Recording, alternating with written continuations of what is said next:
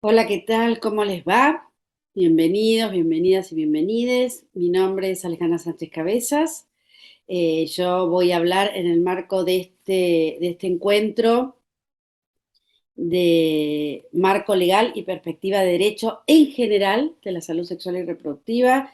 Yo me desempeño en el marco de la Dirección de Salud Sexual y Reproductiva como coordinadora de capacitaciones virtuales y de proyectos especiales. Y estoy liderando este proyecto de anticoncepción inmediata post-evento obstétrico, y en este curso de capacitación de capacitadoras y capacitadores vamos a hacer el marco legal y la perspectiva de derecho, muchas cosas que ustedes ya saben y las vamos a repasar, pero querría como problematizar y discutir algunas cuestiones un poco más a fondo, sobre todo entender que la perspectiva de derecho es una construcción social, algunas cuestiones que hacen a cuáles son los principios de la perspectiva de derecho, que se habla tanto, pero que es importante que los conozcamos, ver algunas de las normativas vigentes y hacer hincapié en algunas cuestiones, porque yo sé que ustedes lo saben, y también comprender algunas de las dimensiones que reconocen a las personas usuarias del sistema de salud como personas autónomas y personas de derecho. Lo primero es, vieron que muchas veces se dice es un derecho, bueno, ¿qué es la perspectiva de derecho? En realidad es un conjunto de enunciados o proposiciones, son normas, y las normas son enunciados o proposiciones que están orientados al bien común. ¿Qué hacen? Prescriben o prohíben conducta. Dice, esto se puede hacer y esto no se puede hacer. Y a mí una cosa que me parece muy importante es que otorgan derecho, y por eso hablamos de perspectiva de derecho, pero generan obligaciones.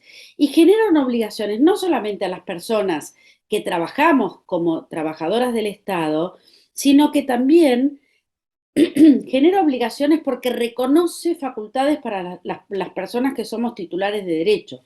Todas las personas titulares de derecho, porque tenemos facultades, tenemos obligaciones.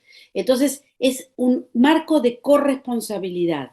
Y este marco da un marco de corresponsabilidad que da un marco de seguridad y expectativa. Sabemos en qué movernos y cómo movernos. Y esto, por supuesto, sabemos que está la Declaración Universal de los Derechos Humanos y la Convención Interamericana. Digo, hay grandes acuerdos internacionales a partir de los cuales los países adhieren o no adhieren, y Argentina en eso podemos sentirnos, tener un gran orgullo. Hemos sido siempre una de las primeras naciones en términos de adhesión a los derechos humanos. Y lo que más me parece importante para resaltar son que este marco de derechos que son enunciados y son normas, tanto internacionales como nacionales, son resultados de procesos políticos y sociales. No surgen de la nada, no es que un día hubo un papel, surgió de años y siglos y décadas de procesos de disputa, de lucha, y eso se construye y se sigue construyendo. Y entonces tienen algunas características en particular, el enfoque de derechos. Primero, que son universales. No hay personas que tienen más derechos que otras, son universales, son indivisibles. Esto es como una persona que no es un pedazo de brazo y un pedazo de cabeza. Los, los, los derechos humanos no pueden garantizarse algunos y no garantizarse a otros. Cuando no se garantiza uno, se están vulnerando todos los derechos. ¿Por qué? Porque son interdependientes. Además, entonces es importante que no podemos decir garantizamos por acá y este no. Y están situados, siempre tiene que verse en un contexto, en un lugar, en una localidad, e involucra directamente al Estado. ¿Quién es garante de los derechos humanos? El Estado, siempre y en todo lugar. La otra cuestión es que son transversales, porque como son indivisibles y son interdependientes, son transversales a toda la vida humana. Están estrechamente vinculados a la dignidad tanto de las estructuras sociales como de las personas y sus relaciones. Los derechos humanos y la dignidad son vinculares, no es independiente de las personas, están en vinculación. Están estrechamente vinculados a las formas de gobierno, y los derechos humanos, si no hay democracia, no se cumplen porque no hay democracia. Esto que yo les decía antes es una responsabilidad compartida, no solamente de trabajadores del Estado, de la esfera pública en su conjunto, sino también de las personas titulares de derecho. Como yo les decía, como es en vinculación y es en relación, los derechos son en relación, porque es pensar a las personas humanas en su relación, hablan de la esfera pública, hablan de esta cuestión que ya no es más privada. Las mujeres y los movimientos feministas por eso dicen lo privado es público, lo privado ya todo es político, porque esto es, los derechos humanos, es patrimonio de la esfera pública y por supuesto de la deliberación democrática y de la resolución pacífica de conflictos. Y esto que yo les decía antes, hay una privacidad de lo local. Los derechos humanos son situados en cada contexto, en cada lugar adquieren un significado y un sentido distinto. ¿Qué hacen básicamente los derechos humanos? Es un abordaje a las desigualdades. Entonces piensan, saben que las personas no somos iguales, tenemos distintas necesidades o tenemos distintos niveles de vulneración. Digo, y básicamente está estrechamente vinculada al reparto del poder. ¿Por qué estoy haciendo esta aclaración? Porque en realidad nosotros no necesitamos normatizar algo que pasa. Voy a llevarlo a la vida cotidiana. Nosotros no pensamos en nuestra nariz hasta que no estamos resfriados y nos molesta. O no pensamos en los ojos hasta que no vemos. Y no necesitamos enunciar lo que está pasando. Si algo debe ser enunciado es porque no está pasando. Es porque entonces hay algo que debe ser corregido. Por eso estamos diciendo que es una respuesta a las desigualdades, y las desigualdades siempre son fruto de cómo se reparte el poder o de prácticas discriminatorias e injustas que finalmente tienen que ver con cómo se reparte el poder. No hay desigualdad porque hay gente que no tiene capacidades. Hay desigualdad porque el reparto del poder es desigual para las personas.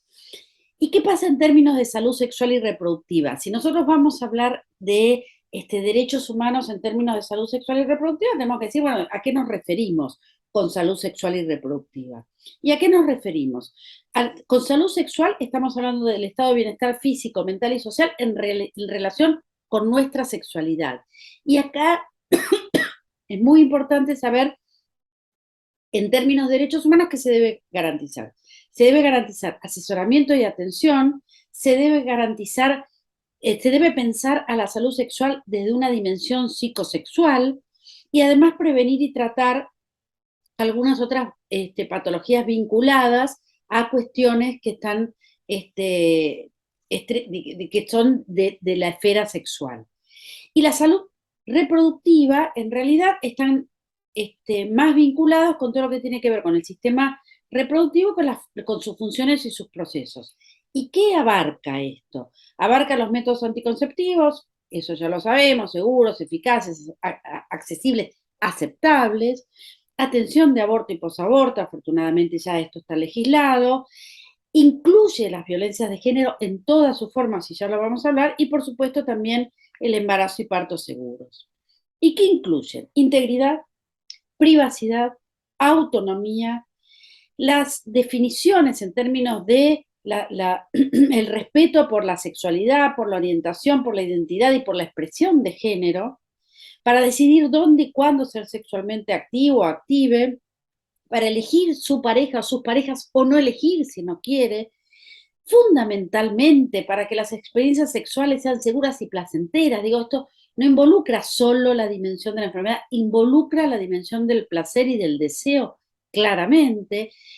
La reproducción en términos de querer tener o no querer hijos o hijas y cuándo, y por supuesto acceso a la información, a recursos, a servicios y apoyo. Y acá voy a ser muy insistente porque fíjense, voy a nombrar algunas de estas cuestiones que el término de las titulares de derecho con facultades, reconocer al otro con facultades, reconocer al otro como corresponsable, me obliga a tener en cuenta el punto de vista, la mirada de la otra persona, y eso es la información constante. ¿Cuál es el marco normativo? Como yo les decía, teníamos un marco normativo internacional, no voy a meterme en esto, digo, ya lo saben, está en muchos lugares, viene desde 1966 por el Pacto Internacional de Derechos Económicos, Sociales y Culturales, hasta la Convención de los Derechos de Personas con Discapacidad en el 2006, pasando por todas las cuestiones que estuvimos nombrando antes y también por la Convención sobre la Eliminación de todas las formas de discriminación contra la mujer. Y tenemos un frondosísimo marco normativo local, del cual tenemos que tener un enorme orgullo, que empieza en el año 2003 con la Ley de Creación del Programa de Salud Sexual y Reproductiva, luego el parto respetado, la Ley de Protección Integral de Derechos de Niñas, Niñas y Adolescentes, la Ley de Anticoncepción Quirúrgica, la Ley de Educación Sexual Integral, la Ley de Protección Integral a las Mujeres, la Ley del Derecho a los Pacientes. Por favor, lean esa ley que es hermosa, 26.529, el Código Civil y Comercial y, por supuesto, la última conquista, que es la interrupción voluntaria del embarazo y la atención posaborto. Algunas cosas así como más importantes que quiero destacar: el derecho al trato digno es derecho a la dignidad, a no ser sometidos al trato violento, discriminatorio, vejatorio, a no ser sometidos a ninguna forma de torturas, abusos o negligencia. Fíjense, 3 leyes estamos nombrando acá en términos de trato digno. Y esto lo digo porque si no hablamos del trato digno, hablamos del derecho a la información, hablamos de la transparencia activa y parece que lo hiciéramos de onda. No es de onda, lo tenemos que hacer porque es nuestra obligación. No somos personas simpáticas. Por supuesto, la privacidad, y ahí es algo que tenemos que trabajar activamente en esto. El ambiente tiene que ser de confianza. Esto dice la ley. Y tenemos que tener un estricto respeto por la intimidad, por la dignidad, por la autonomía y por la confidencialidad. Ojo con esto, sobre todo en los lugares pequeños. Tenemos que proteger a las personas de injerencias ilegítimas. Si hay alguien que quiere entrar a la consulta y nosotros vemos que la persona no quiere que entre, sí, que no pueden estar alumnos o residentes si la persona no quiere que estén. Digo, acá hay un cuidado especial y también en esto, en términos de privacidad, tenemos que nosotros hacer la comunicación o una denuncia en caso de vulneración de derechos. Sabemos que debemos respetar la confidencialidad, entonces tienen que haber condiciones de resguardo, cómo está la historia clínica, dónde está, tenemos que contar y explicar. Yo me hice la costumbre de decir, te recuerdo que esta consulta es confidencial y guardo secreto. Este derecho y esta obligación, en realidad, está mal ahí, esta obligación alcanza a todo el equipo de salud, desde la persona que atiende en administración, desde la persona que está en portería, hasta la persona que tiene a cargo el centro de salud. Si estamos hablando de información y transparencia activa, son numerosísimas las normas y las leyes que hablan de esto, y es información actualizada, comprensible, veraz y en lenguaje y formatos accesibles. Tengo que hablar de manera que las personas lo entiendan. El otro día estábamos hablando en un encuentro con referentes provinciales de todo el país de consejería, y alguien dijo, no, nuestras consejerías son de muy buena calidad, el problema es que la gente no la entiende. Pues no, señoras y señores, si la gente no nos entiende, es que no es de calidad. Y esto es la transparencia activa. Yo tengo que decir, no tengo que esperar a que me pregunten, tengo que ser cuidadosa, por supuesto, y no invasiva, pero tengo que decir sin esperar que la gente me pregunte. Otra de las cuestiones claves, acuerden, derechos humanos en términos de que reconozco las facultades y reconozco la autonomía. Esa autonomía es progresiva. ¿Y a qué llamamos autonomía? A la capacidad de tomar decisiones, al reconocer las facultades de los titulares de derechos, como decía las personas titulares de derechos, como dicen los derechos humanos. Entonces yo tengo que respetar las decisiones. Eso también implica que respeten las mías. Entonces tengo que respetar y no puedo someter a juicios. Si a mí me parece que no estoy de acuerdo, porque no me gusta, porque mi marco ético, legal, religioso o lo que fuere, no estoy de acuerdo, me lo callo. Y en mi cara no se nota. Y tengo que ser tan amable y gentil como si estuviera en el mejor de los acuerdos, y eso es obligación legal. ¿Y qué pasa con niños, niñas y adolescentes?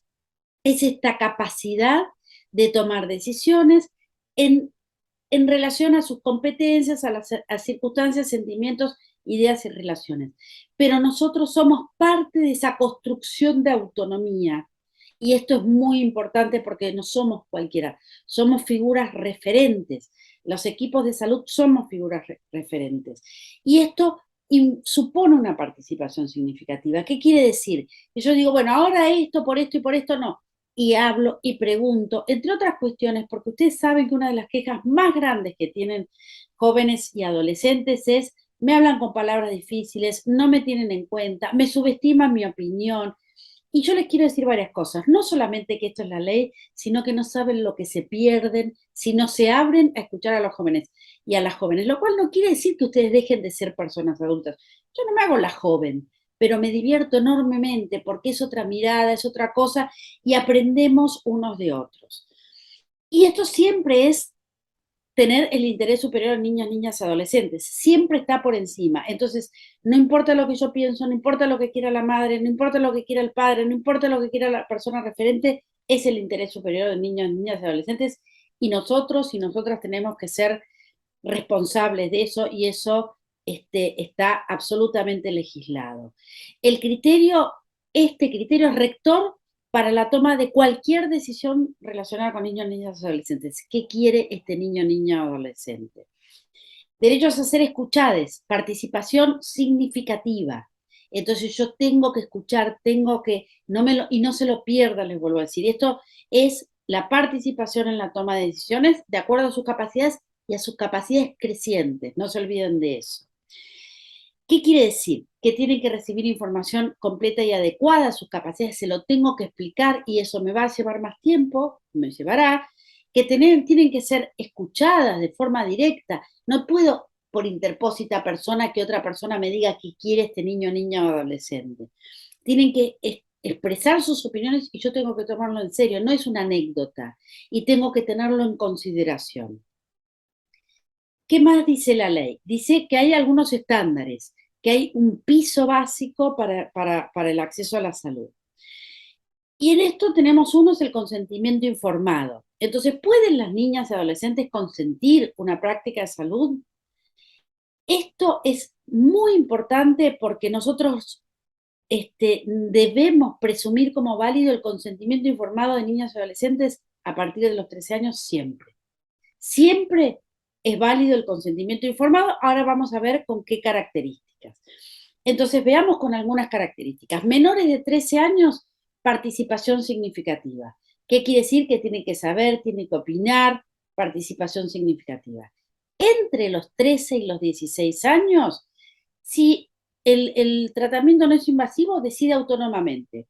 Viene una niña, adolescente de 13 años para colocarse un DIU, no es invasivo porque cuando hablamos de invasivos que ponen en riesgo su vida, decide autónomamente. Quiere hacer un aborto, decide autónomamente, porque no pone en riesgo su vida a partir de los 13 años. Si es un tratamiento que causa un riesgo grave, debe prestar su consentimiento con asistencia a una persona adulta. Esto es clave. No es que necesita una persona adulta para su consentimiento. El consentimiento es del niño, niña, adolescente con asistencia a la persona adulta, es un referente afectivo, no es padre, madre o tutor, es referente afectivo, es cualquier persona que sea mayor de 18 años que pueda ser referente afectivo, que asista y acompañe a la toma del consentimiento que toma el niño o niña adolescente, si pone riesgo grave para su salud, que podría ser una cirugía mayor o podría ser alguna cuestión. Las prácticas normales de salud sexual y reproductiva, colocar un DIU, sacar un DIU, poner un implante o realizar un aborto, lo puede hacer sola, como si fuera una persona adulta. Adolescentes mayores de 16 años se consideran adultas. Voy a pasar rápidamente algunas otras leyes. Parto respetado. Lo más importante de esto es que, y esto fundamentalmente lo digo acá porque es anticoncepción inmediata post-evento obstétrico, el Estado, todas las obras sociales y todas las medicinas prepagas están obligadas a otorgar las prestaciones del programa médico obligatorio que en salud sexual y reproductiva son todas, y a otorgar todos los derechos a los padres y a las personas de recién nacidos, a ser informadas, a optar libremente, a ser tratadas con respeto de modo individual y personalizado, a garantizar la intimidad, ¿se acuerda de lo que decía antes? A tener en consideración sus pautas culturales, es por ley, no es por onda, es por ley, es indígena, tiene otra pauta, tiene otra conducta, es coreana y toma una comida especial, estoy obligada. A ser considerada una persona sana, no es una persona enferma. A ser partícipe activa y protagonista de su parto, no somos nosotros los protagonistas. A ser a garantizar la mayor cantidad de posibilidades de que el parto sea natural, sea respetuoso, evitar prácticas invasivas, evitar cesáreas de más. Podríamos nosotros ser, es pasible de ser punidos por las cesáreas que estamos haciendo de más en muchas oportunidades. Nuevamente, fíjense, a ser informada, fíjense la cantidad de veces que esta ley dice la información de la evolución del parto, del estado de la hija o hijo, a ningún examen si no tiene comité de ética, a estar acompañada por quien ella elija. Es clave a tener a su lado a su hija, a que le expliquemos los beneficios de la lactancia materna, a recibir asesoramiento sobre cuidados de sí misma y del niño. La anticoncepción inmediata post-evento obstétrico es un cuidado de sí misma, es obligación que tenemos de estar diciéndolo, lo dice la ley. ¿Qué dice la ley 26.485 de protección para prevenir, sancionar y erradicar la violencia contra las mujeres? Claramente habla de la violencia obstétrica. ¿Y de qué habla la violencia obstétrica? Del trato deshumanizado. No estamos hablando del parto respetado, estamos hablando para erradicar la violencia, del trato deshumanizado, del abuso de la medicalización, cesáreas que no corresponden, y la patologización de procesos naturales. Fíjense todo lo que está diciendo, y esta cita a la ley de parto respetado, pero es la ley de violencia contra las mujeres. Y la ley de violencia, la de prevención y etcétera, de violencia contra las mujeres, establece obligaciones del Estado. ¿A qué? A tener protocolos específicos, a que especifiquen qué procedimiento seguir en la violencia obstétrica, que nosotros mismos estamos produciendo en muchas de estas cuestiones, y promoviendo unas prácticas médicas no sexistas. Estoy poniendo el acento en algunas cuestiones que empecemos a publicitar, a conocer y a cumplir. A modo de cierre, algunas cuestiones que a mí me parecen centrales no podemos pensar esto si no pensamos el enfoque de género. Y ya lo sabemos, no me voy a dedicar mucho, pero no es el espacio, pero no quiero dejar de recordarlo, que todo esto está por este enfoque de género. ¿Qué es el enfoque de género? Entender que nosotros nos sentimos y actuamos en tanto a prácticas culturales, a estereotipos, creencias, prácticas que se construyen a partir de una diferencia que es anatómica, y que eso no está especificado en ningún lugar.